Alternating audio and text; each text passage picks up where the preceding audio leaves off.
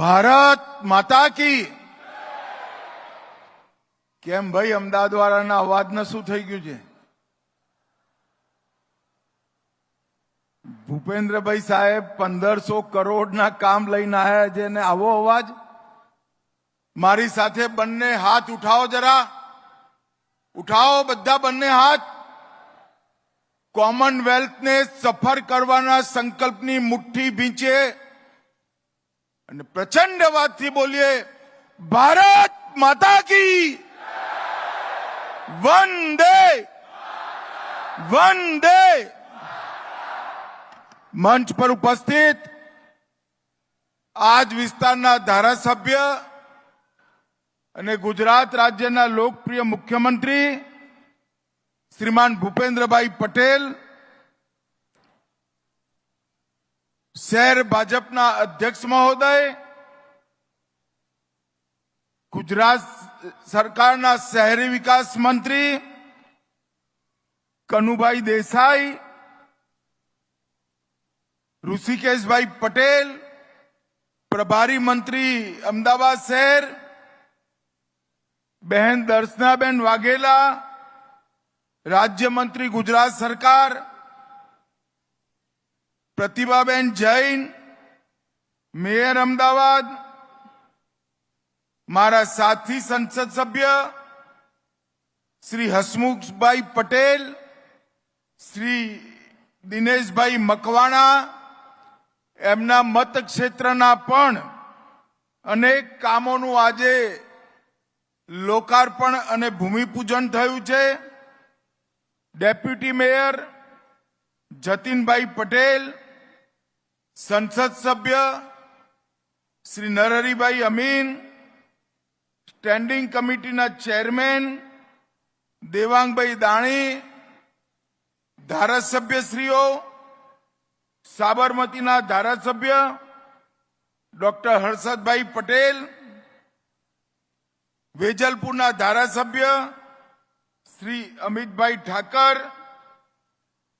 શ્રી રજનીભાઈ પટેલ, પ્રભારી ભારતીય જનતા પાર્ટી અમદાવાદ શહેર, municipal commissioner Banchhanidhi પાણીજી, Shri Dineshbhai Kushwa ધારાસભ્ય શ્રી બિપિનભાઈ પટેલ, અને આજ આ મંડપની અંદર આવેલા આટલી મોટી સંખ્યામાં આવેલા ગાંધીનગર મતક્ષેત્રના સૌ ભાઈઓ બહેનો નાગરિકો, મને મારા પ્રણામ, રામ રામ.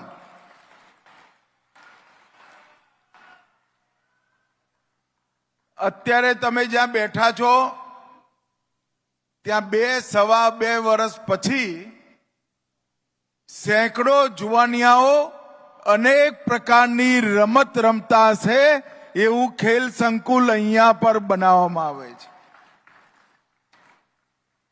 નરેન્દ્રભાઈ જ્યારે ગુજરાતના મુખ્યમંત્રી હતા ત્યારથી દેશભરમાં સૌથી પહેલા ગુજરાતે શરૂઆત કરી ખેલો ગુજરાત. ખેલો ગુજરાતનો ઉદ્દેશ હતો જુવાનિયાઓ વ્યસન છોડી, આરસ છોડી, કુસંગ છોડી રમત ગમતની તરફ ફરે, શરીરને પણ મજબૂત કરે, મનને પણ સ્વસ્થ બનાવે અને જીવનમાં પ્રગતિના રસ્તા પર પ્રસ્થાન કરે. અને ખેલો ગુજરાતથી શરૂ થયેલી એ યાત્રા ખેલો ઇન્ડિયા સુધી પહોંચી અને દેશભરના બધા રાજ્યોમાં આ રમત ગમતની શરૂઆત. અને મિત્રો, હમણાં જ સાંસદ ખેલકૂદ મહોત્સવનું હું ને ભૂપેન્દ્રભાઈ સાહેબની હાજરીમાં ગાંધીનગર લોકસભાનું સમારોપ થયો. 1,57,000 યુવાનોએ એની અંદર ભાગ લીધો છે. 1,57,000. વ્યાયામની આદત ના કેવલ શરીરને નિરોગી રાખે, મનને પણ મજબૂત કરે અને રોજ જીતવાનું જનૂન અને હારમાં નિરાશ ના થવાના સંસ્કાર બંને એક સાથે આ ખેલ આપણા યુવાનોને આપે. અમદાવાદ શહેરની અંદર અનેક ખેલ સંકુલો બન્યા. આંતરરાષ્ટ્રીય કક્ષાની બધી જ રમતોની આંતરરાષ્ટ્રીય કક્ષાની રમવાની અને એની ટ્રેનિંગની તાલીમની કોચિંગની વ્યવસ્થા થઈ અને કોઈએ પણ રમવું હોય તો ઘરથી 5 કિલોમીટર દૂર ના જવું પડે એવી વ્યવસ્થા આપણા અમદાવાદ શહેરમાં થઈ. આજ મારા મત વિસ્તારમાં હું ગયો તો બ્રિજની નીચે, ઓવરબ્રિજની નીચે જ્યાં દબાણો થતા હતા ત્યાં નાના નાના ખેલ સંકુલો, લાઇબ્રેરી, યોગાની વ્યવસ્થા, ઓપન જીમ, એક પ્રકારથી કહી શકાય કે જગ્યાનો સદુપયોગ કઈ રીતે કરવો એ શીખવું હોય તો દેશભરમાંથી બધાએ આપણા અમદાવાદમાં આવવું પડશે. ભાઈ, અમદાવાદમાં આવવું. અને વિશ્વનું સૌથી મોટું cricket stadium Narendra Modi cricket stadium મોટેરામાં અને એની બાજુમાં જ નરેન્દ્ર મોદી ક્રિકેટ સ્ટેડિયમને પણ સમાવતું સરદાર સાહેબના નામે ભવ્ય સરદાર પટેલ સ્પોર્ટ એન્કલેવ બનાવવાની પણ શરૂઆત થઈ ગઈ છે મિત્રો. અને એનું પરિણામ જુઓ. કોમનવેલ્થ ગેમોમાં 70 થી વધુ દેશો વચ્ચે રમત ગમતની સુવિધાઓ, કોચિંગની વ્યવસ્થા, ઇન્ફ્રાસ્ટ્રક્ચર, શહેરના યુવાનોમાં રમત ગમત પ્રત્યે લગાવ અને રહેવાની કરવાની બધી સુવિધાઓની અનેક મુદ્દાઓની સ્પર્ધાની વચ્ચે બધા દેશોમાં કોમનવેલ્થ ગેમ 2030માં આપણા અમદાવાદમાં રમાવાની છે મિત્રો. અમદાવાદમાં રમાવાની છે. 2029માં દુનિયાભરના પોલીસ અને ફાયર બ્રિગેડના જવાનોની રમત ગમતની સ્પર્ધા અમદાવાદમાં થશે એ પણ નક્કી થઈ ગયું છે. 13 આંતરરાષ્ટ્રીય રમતોની સ્પર્ધા આપણા અમદાવાદમાં થવાની છે. અને મિત્રો, તૈયારી રાખજો અમદાવાદ વાળા. 2036માં ઓલિમ્પિક પણ અમદાવાદમાં જ આવશે. સમગ્ર દુનિયાના ખેલના નકશા પર અમદાવાદ અંગ્રીમ સ્થાન પર આવવાનું છે. કોમનવેલ્થ અને ઓલિમ્પિક પછી આજે રમત ગમતની સુવિધાઓ, સ્ટેડિયમો, કોચિંગ સેન્ટરો, હોસ્ટેલો જે બનશે એ નકામા નથી જવાના. આખી દુનિયામાં દરેક ખેલના ટ્રેનિંગનું ઉત્કૃષ્ટ કેન્દ્ર આપણા અમદાવાદમાં બનવાનું છે મિત્રો. આપણા અમદાવાદમાં બનવાનું છે. અને એના નીચે જ આજે અમદાવાદમાં 3 જગ્યા પર સ્પોર્ટ્સ કોમ્પ્લેક્સ બનાવવાનું ભૂમિપૂજન થયું. અને એમાં મારા મત વિસ્તારમાં ગોતા, જ્યાંથી હું 30 વર્ષથી ધારાસભ્ય, સંસદ સભ્ય તરીકે ચૂંટાઉં છું, ત્યાં પણ આજે ખાતમુહૂર્ત થયું છે. મિત્રો, હું ગુજરાત સરકાર અને મુખ્યમંત્રી ભૂપેન્દ્રભાઈનો, શહેરી વિકાસ મંત્રી કનુભાઈનો હૃદયપૂર્વક આભાર માનું છું કે મારા મત વિસ્તારમાં 1500 કરોડના મોટા કામોની શરૂઆત થઈ છે. મિત્રો, આજે સેના દિવસ છે. આપણે નાનપણમાં એને ઝંડા દિવસ કહેતા હતા, ફ્લેગ ડે છે. આજે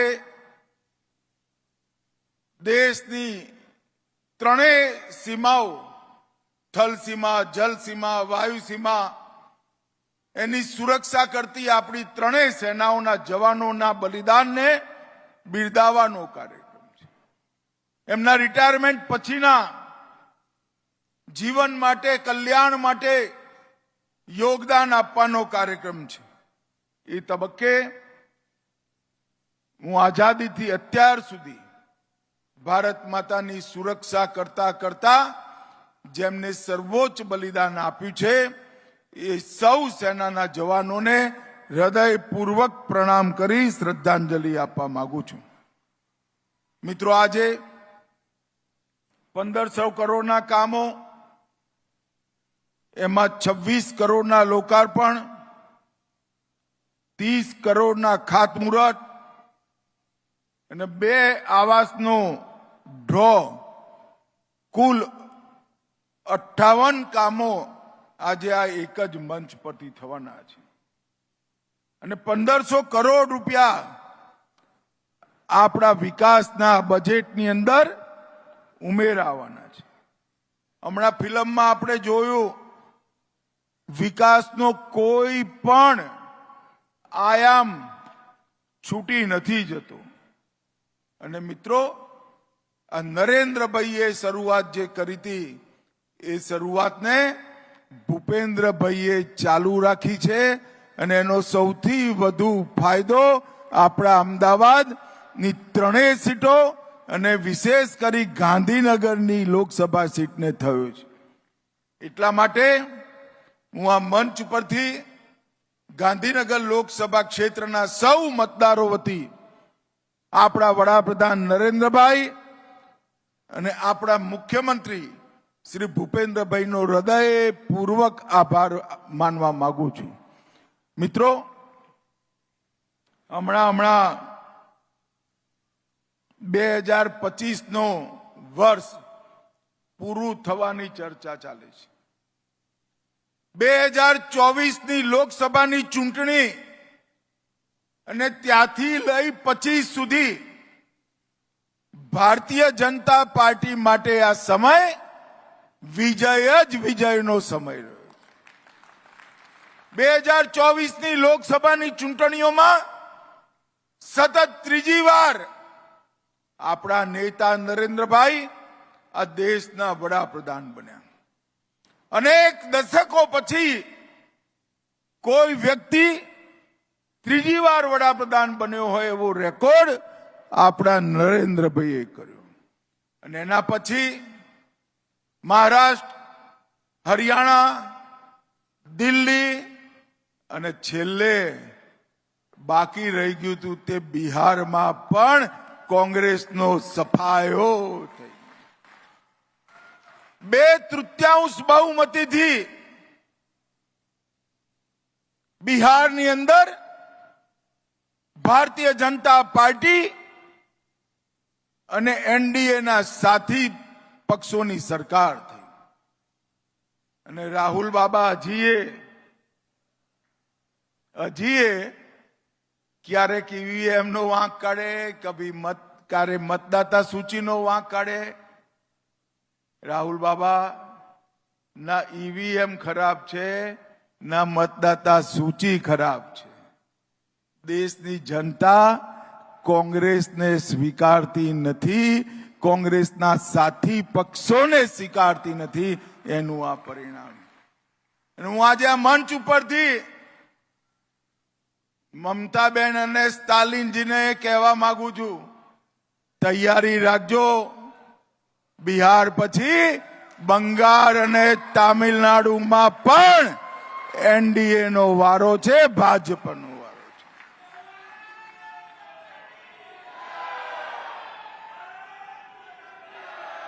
નરેન્દ્રભાઈના નેતૃત્વમાં સમગ્ર દેશની અંદર ચૌમુખી વિકાસ દરેક ક્ષેત્રનો વિકાસ અને દેશને મહાન બનાવવાનો સંકલ્પ એ ભારતની જનતાએ સ્વીકારી લીધો છે. અને એની સામે જેનો કોઈ નેતા નથી, નીતિ નથી, એવું આ ગમંડિયા ગઠબંધન દેશના કોઈ ખૂણામાં એમની સ્વીકૃતિ નથી. અને આજે અમદાવાદ વાળા મારી વાત યાદ રાખજો, ગાંધીનગરના મતદાતાઓ મારી વાત યાદ રાખજો, પરિણામ આવવા દો. તમિલનાડુ અને બંગાળ બંને જગ્યાએ ખો નીકળી જવાનો છે, ખો નીકળી જવાનો. મિત્રો, હમણાં નરેન્દ્રભાઈએ અયોધ્યામાં 19માં ભૂમિપૂજન કર્યું, 24માં પ્રાણ પ્રતિષ્ઠા કરી અને 25માં અયોધ્યાના મંદિર પર ભગવો ફેરાઈ બધું કામ પૂરું કરી જય શ્રી રામ કરી અયોધ્યામાં રામ મંદિર પૂરું થયું. અને જ્યાં સીતા માતાનો જન્મ થયો હતો ત્યાં 4 મહિના પહેલા નીતિશ કુમારજીને મેં સીતા માતાના મંદિરનું પણ ભૂમિપૂજન કર્યું છે. 26માં ત્યાં પણ ધજા ચડી જશે. ભારતની સુરક્ષા, ભારતનું અર્થતંત્ર, ભારતમાંથી ગરીબીનું ઉન્મૂલન, ગરીબોની સુવિધા વધારવી, ગામડા અને શહેર એનું ઇન્ફ્રાસ્ટ્રક્ચરની વ્યવસ્થા કરવી, સમગ્ર દુનિયામાં ભારતને ઉત્પાદનનું કેન્દ્ર બનાવવું, જુવાનિયાઓ માટે રોજગારની અનેક પ્રકારની વ્યવસ્થાઓ, સિંચાઈની ભૂમિમાં લગભગ 2 ગણો વધારો, અનાજમાં ઉત્પાદનમાં 2 ગણો વધારો, એમએસપી પર ખરીદીમાં 3 ગણો વધારો અને આખી દુનિયામાં ભારતનો જય જયકાર થાય એવી યશ પ્રતિષ્ઠા નરેન્દ્ર મોદીના શાસનમાં મળી છે. અને એના કારણે આપણી સભ્યતા, આપણી સંસ્કૃતિ, આપણો સનાતન ધર્મ આ દુનિયાભરમાં એની નામના નરેન્દ્રભાઈના નેતૃત્વમાં થઈ છે. અને મિત્રો, એના કારણે આજ વિશ્વનો સૌથી મોટો રિન્યુઅલ એનર્જી પાર્ક ગુજરાતમાં બની રહ્યો છે. એશિયાની સૌથી મોટી ગ્રીનફિલ્ડ સિટી ધોલેરામાં બની રહી છે. ભારતનો બીજા નંબરનો સૌથી લાંબો એક્સપ્રેસવે સુરત ચેન્નઈ એક્સપ્રેસવે ગુજરાતમાંથી જાય છે. ભારતની સૌથી પહેલી આંતરરાષ્ટ્રીય હબ ગિફ્ટ સિટી આપણા ગુજરાતમાં બની. પહેલી bullet train, Ahmedabad Mumbai bullet train ગુજરાતથી જવાની. પહેલી નમો રેપિડ રેલ ભુજથી અમદાવાદ એ પણ ગુજરાતમાંથી. ગુજરાત આજે દિન દુની રાત ચોગુની પ્રગતિ કરી રહ્યું છે. ઉપર નરેન્દ્રભાઈ અને નીચે ભૂપેન્દ્રભાઈ અને હર્ષભાઈની જોડીએ ગુજરાતને આગળ વધારવાની શરૂઆત કરી છે. અને આપણે પણ ગાંધીનગર લોકસભા ક્ષેત્ર સમગ્ર ભારતમાં સૌથી વિકસિત ક્ષેત્ર બને એ સંકલ્પ સાથે કામ કરી રહ્યા છે. મિત્રો, હું બધા જ ચેરમેન સેક્રેટરીને પત્ર તો લખવાનો છું, પણ આજે આટલા બધા લોકો ઉપસ્થિત છે. આ વખતે ગાંધીનગર લોકસભા ક્ષેત્રની જનતાએ એક સંકલ્પ લેવાનો છે કે દરેક સોસાયટીમાં ઓછામાં ઓછા 5 અને વધુમાં વધુ 50 વૃક્ષો આ ચોમાસામાં તમારે વાવવા જોઈએ, જેનાથી ગ્રીન ગાંધીનગર લોકસભા ક્ષેત્રની શરૂઆત થાય. મિત્રો, આ નાનકડી વાત આપણી આવનારી પેઢી માટે ખૂબ જરૂરી છે.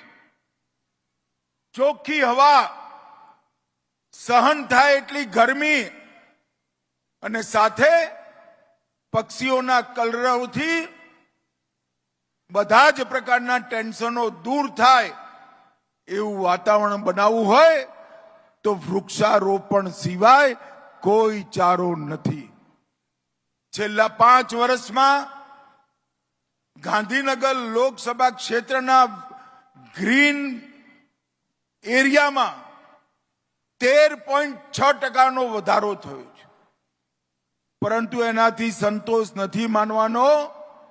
દરેકે દરેક સોસાયટીમાં ભારતીય જનતા પાર્ટીના કાર્યકર્તાઓ ખભે ભગવો ખેસ નાખી ખાડા કરાઈ 5 થી 50 વૃક્ષો જેવી જગ્યા રોપી ત્યાંના જુવાનિયાઓની પાણી પીવડાવવાની વ્યવસ્થા કરવાનું કામ આપણા ભારતીય જનતા પાર્ટીના કાર્યકર્તાઓનું છે. મિત્રો, અને તમે એવું ના માનતા કે ભાઈ બોલી દીધું બસ થઈ ગયું, અમે સાંભળી લીધું બસ થઈ ગયું.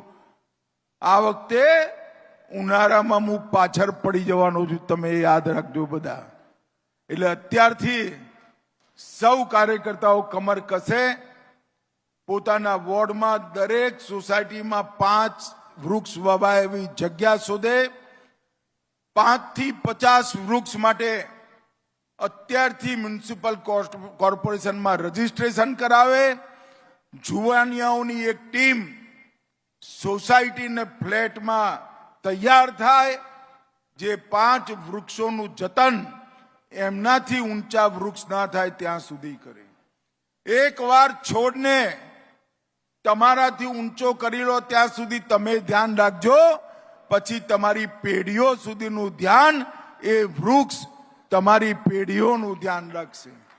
મિત્રો, આ ગ્રીન ગાંધીનગરનું સંકલ્પ આપણે સૌએ પૂરો કરવાનો છે.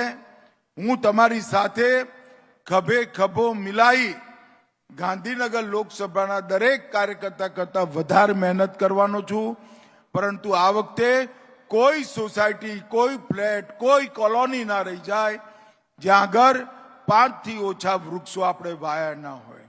ફરી એકવાર આ 1500 કરોડના કામો માટે ગુજરાત સરકાર, કેન્દ્ર સરકાર, નરેન્દ્રભાઈ અને ભૂપેન્દ્રભાઈનો હૃદયપૂર્વક ખૂબ ખૂબ આભાર. ધન્યવાદ. વંદે માતરમ.